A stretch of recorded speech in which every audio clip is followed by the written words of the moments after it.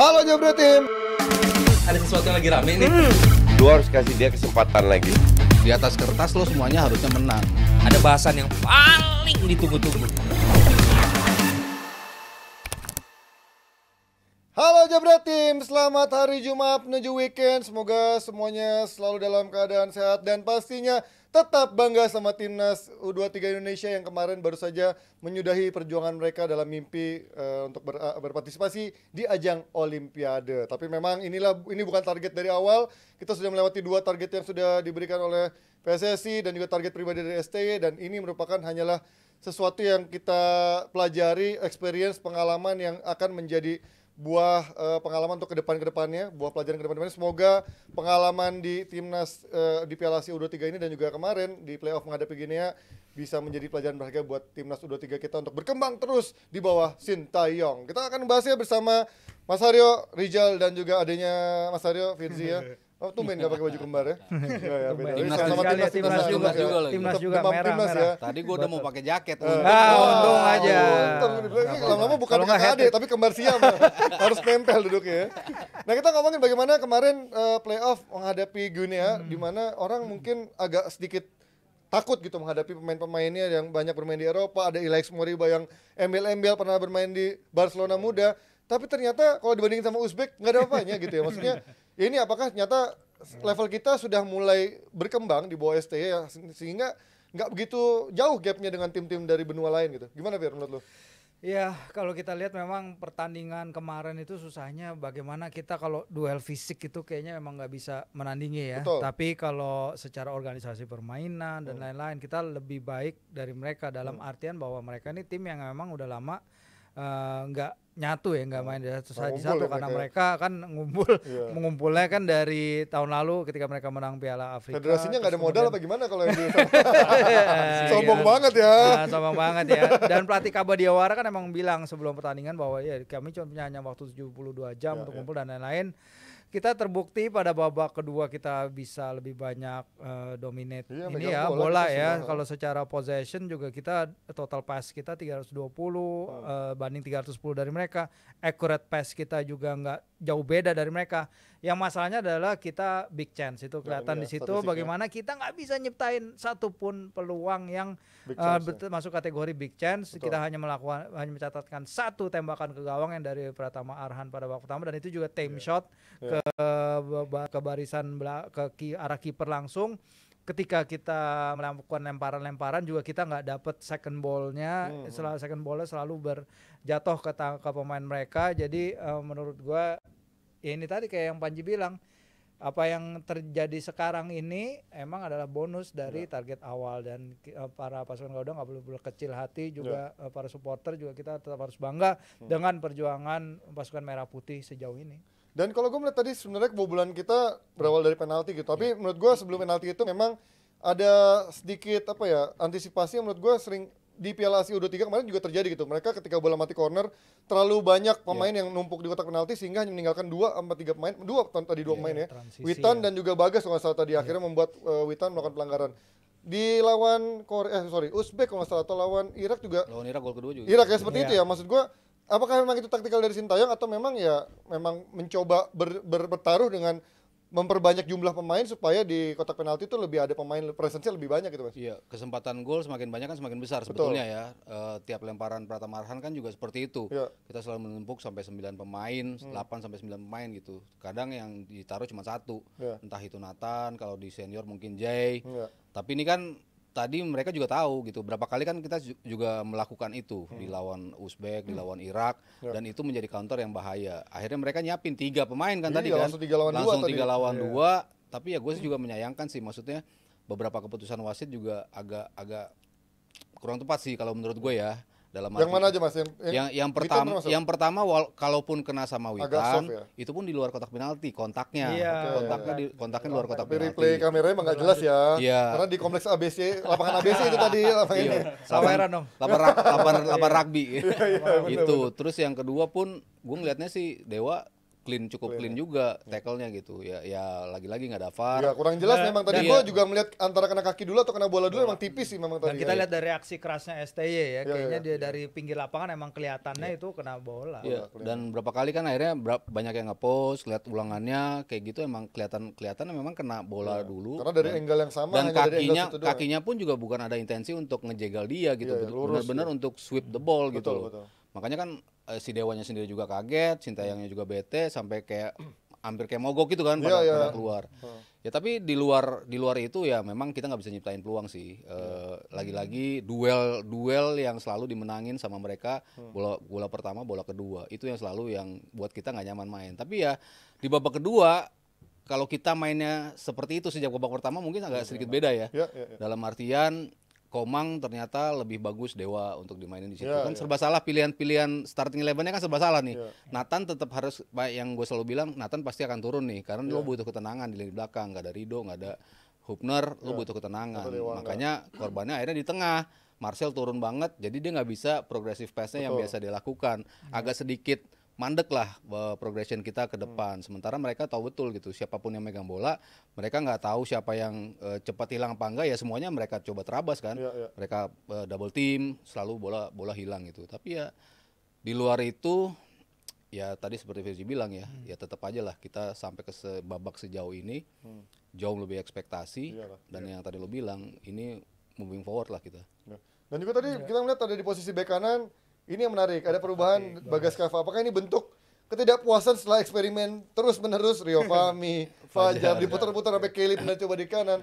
Dan Bagas ternyata tadi cukup maksudnya baik-baik saja, stabil, solid yang tadi di kanan ya. Menurut gue ya ini cukup unik juga ya. Dia baru dicoba di babak Playoff, ini ya. Jatuhnya playoff, dia dibawa di ajang Piala Asia U23 tapi nggak dicoba sama sekali. Bahkan berkutat soal Fajar atau Rio Fahmi dicoba terus-menerus. Dan kalau gue bilang sih tadi cukup oke, dan dia kehadiran di final third juga cukup beberapa kali dia hadir di situ. Yang itu menurut gue udah cukup lah kita punya pemain kayak begitu. Tapi lagi-lagi apakah ada kekurangannya? Jelas masih ada. Lagi-lagi sebenarnya area kanan kita tuh jauh lebih lemah dibandingkan sama area kiri kita. Beberapa kali area itu banyak yang ditinggal, situ kosong segala macam. Bahkan momen lahirnya penalti yang kontroversial tersebut juga berawal dari sisi area situ yang menurut gue jauh terlalu kosong, itu telat mundur lah si Bagasnya. Jadi ini area yang tetap harus diperbaiki, tapi gue tetap optimis pemain-pemain yang kita punya harusnya bisa lah bersaing untuk posisi itu, karena posisi fullback sebenarnya posisi timnas kita itu salah satu posisi yang paling well stuck lah, banyak banget opsi di situ. Dan menurut gue ini soal bongkar pasang emang layak dilakukan. Fullback kiri kali maksudnya ya. Kiri fullback kanan ya. Kanan banyak juga sebenarnya Asnawi. Kalau senior Asnawi masih banyak sebenarnya ya. Jadi menurut gue ini masih posisi yang menurut gue sangat ideal bagi timnas kita. Nggak perlu malu kita kalah di ajang ini, karena ya lagi-lagi ini so close yet so far away gitu di ajang Olimpiade ini. Lagi-lagi kita ngelewatin 3 skenario, 3-3-nya hilang begitu aja. Tapi menurut gue nggak ada salahnya, kita nggak boleh ngasih beban untuk ke kelompok umur untuk juara lah, untuk lolos segala macam, terlalu besar pressure untuk mereka. Tapi overall gue udah bangga banget sama timnas U23 kita. Paling kalau yang perlu dievaluasi sejauh ini kan kekuatan timnas kita justru gue melihatnya dari kekuatan di belakangnya, Fir. Solid di belakang, mereka mencoba counter-counter, tapi selain lawan Yordania, menurut gua kita punya kesulitan ketika masuk di sepertiga akhir lapangan lawan gitu. Kita nggak punya untuk bisa memegang bola di opposition box tuh agak-agak susah gitu. Menurut lo emang striker yang kita butuhkan untuk Indonesia gitu. Iya, ini termasuk yang senior juga ya. Pertama soal lini belakang ya, Coach Shin kan bilang pada konferensi pers kemarin, dia bilang dia memakai kata lini belakang kami runtuh, udah memakai kata runtuh. Jadi memang kesulitan adalah ketika suatu hal yang jadi fondasi timnya itu nggak berjalan dengan bagus, itu kan berpengaruh ke depannya. Dengan nggak adanya Justin, dengan nggak adanya Rido kelihatan banget leadership dia di belakang nggak ada. Bukan berarti penggantinya nggak bagus, tapi pasti ada gap antara pemain starter dan pemain lapis kedua. Untuk going forward, ini sebenarnya juga mirip dengan apa yang terjadi dalam beberapa laga kita di Piala Asia Senior. Dalam artian kalau kita terkunci, biasanya itu kita minim banget menciptakan chance. Lawan Jepang kita hampir nggak menciptakan chance. Lawan Uzbek kita hampir nggak menciptakan chance. Australia kita hampir nggak menciptakan. Cuma kita nyetak gol cuma dari satu-satunya peluang kita depan gawang.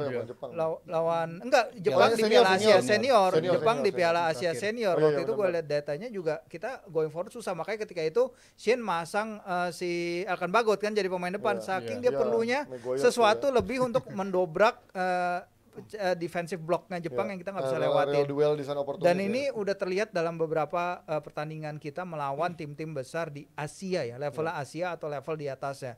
Kalau level Asia Tenggara mungkin kita yang terbaik sekarang ya, terutama Vietnam turun.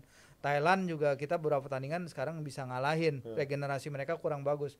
Tapi kalau kita lawan menghadapi tim-tim Asia yang udah solid kayak gini ya, kita susah menemukan going forwardnya itu. Dan ini suatu hal yang coachin harus pecahkan. Mungkin kehadiran Ragnar di level senior akan bisa bagus, tapi di bawah itu apa, lapisan setelah Witan, lapisan setelah Jim Kelly ini siapa yang bisa push forward? Karena kita lihat hoki beberapa kali dapat kesempatan, memang dia bagus di level kategori sampai U20 ya, tapi U23 ini step up-nya kayaknya harus lebih sih Hoki itu.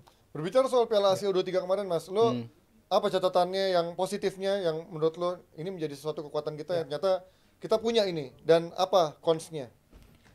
Yang tadi kalau kelemahan berapa kali selalu disinggung kan sektor kanan ya, karena belum dapat posisi yang betul-betul ajak gitu, siapa yang menjadi pemain yang pas gitu. Masih butuh ya, Bagas Kava ternyata menjadi salah satu alternatif baru di posisi itu. Tapi ya seperti kita singgung berapa kali kan, ini ketika deadlock lawan Uzbek, lawan Irak yang defense-nya solid kayak gitu, itu kita nggak bisa crack the defense. Butuh extra effort lah. Siapapun yang bisa mencoba umpan-umpan terobosan kayak umpan 1-2, bagaimanapun caranya untuk rotate bolanya udah jalan di sepertiga. Cuman masuk ke kotaknya itu kan yang selalu menjadi masalah gitu.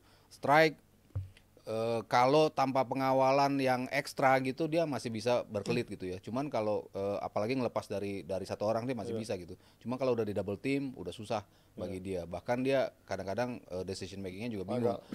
Kapan dia nembak, kapan dia harus oper, kadang-kadang masih nggak, kurang tepat. Itu menjadi salah satu yang krusial menurut gue ya. Di level senior Ragnar di kiri jelas edition yang bagus banget. Ya kita masih punya Egy yang salah satu favoritnya juga.